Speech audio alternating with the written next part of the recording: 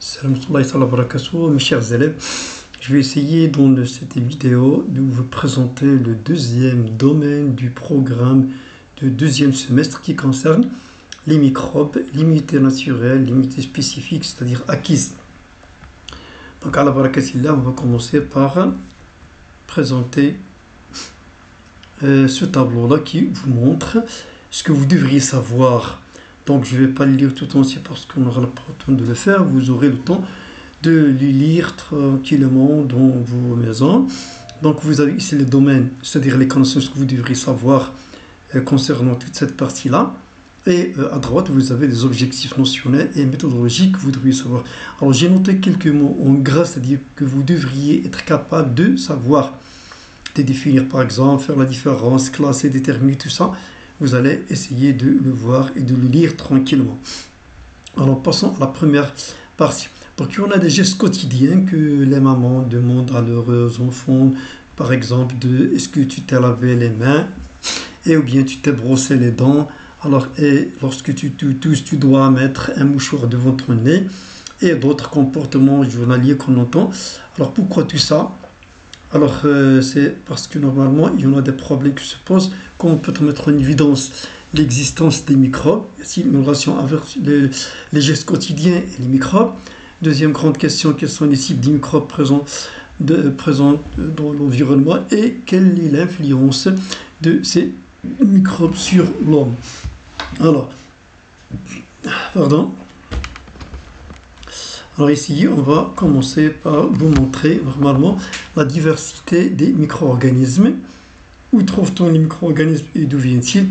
Et commençons par la recherche. Comment peut-on détecter qu'il y a l'existence ou l'absence des micro-organismes dans l'eau?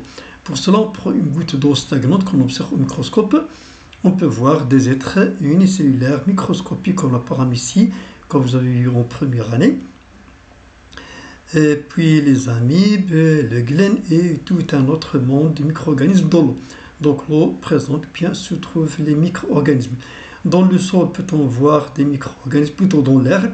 Pour cela, on fait l'expérience suivante, c'est-à-dire on va distribuer une solution nutritive et stérile ne contenant pas de micro-organismes dans deux boîtes de pétri.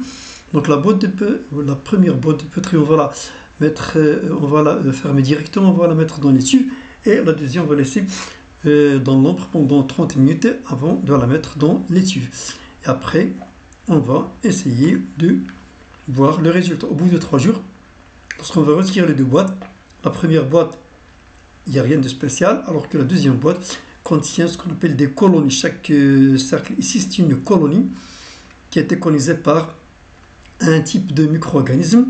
Donc, il y a 11 colonies de bactéries et 13 colonies de champignons dans ce deuxième. Donc, c'est pour cela on peut en conclure que l'air contient des micro-organismes. L'air, si l'air existe, donc il y a des micro-organismes, s'il n'y a pas d'air, il n'y a pas de micro-organismes. Donc, l'air, comme l'eau, contient des micro-organismes. Cherchons maintenant s'il y a des micro-organismes dans le sol. On ne peut pas le voir au microscope, mais on va essayer de déterminer l'existence de ces micro-organismes par une autre manière indirecte. Pour cela, le montage suivant nous va montrer comment peut-on mettre en évidence l'existence des micro-organismes dans le sol. Donc vous avez un Erlenmeyer dont il y a un verre qui contient l'eau de chaud et puis qu'il est relié par un subcapillaire à un verre qui contient de l'eau colorée. Donc les résultats, ça n'a rien changé, rien de spécial. Deuxième montage avec du sol qui est stérile, c'est-à-dire dont on a détruit bien par la chaleur ou bien par le formol ou bien d'autres matières. Aussi, il n'y a pas de changement. Mais le troisième, il y a un sol tamisé. On a constaté que l'eau de chaud est devenue trouble et le niveau de l'eau colorée a monté. Ça veut dire qu'il y a deux résultats qui exigent deux explications. L'eau de chaud est trouble, vous le connaissez, c'est-à-dire en présence de CO2. Et la montée ou l'augmentation de l'eau colorée dans le type capillaire veut dire qu'il y a une diminution du volume de l'air dans le montage expérimental. Donc, il y a un dégagement de CO2 du sol et une absorption de O2, c'est-à-dire un des caractéristiques des êtres vivants. C'est la respiration. Donc, on a mis l'existence des micro-organismes dans le sol par l'intermédiaire d'une des caractéristiques des êtres vivants qui est la respiration.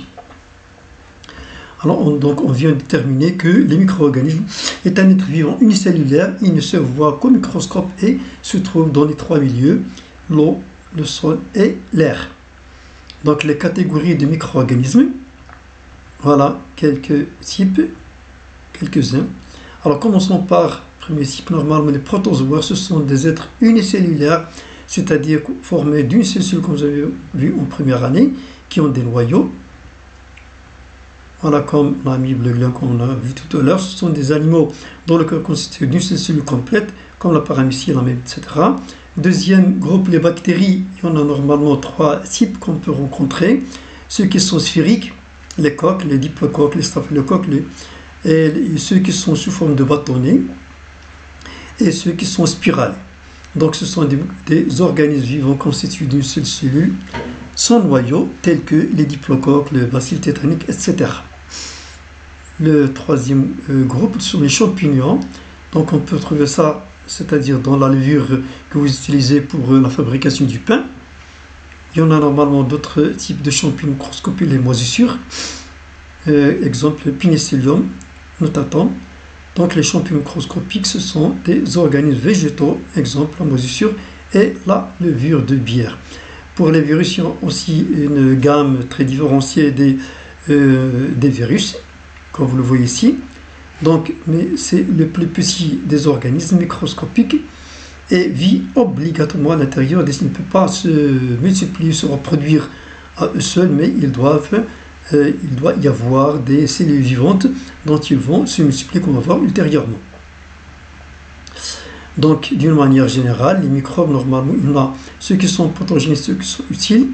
Pour les microbes pathogènes, on a les protozoaires, qui sont, il y a deux types, les saprophytes et les parasites, qui dépendent des autres êtres vivants. Les bactéries aussi, on a les pathogènes et les non pathogènes. Les champignons aussi, et les virus, ce sont des êtres qui vivent aux dépens des cellules, c'est-à-dire qu'ils ne peuvent pas vivre à l'extérieur des cellules vivantes. Et merci pour votre attention. La clé du bonheur, comme a dit Norman Vincent, est d'avoir une attitude positive et de croire en soi-même. Bon courage et à la prochaine fois.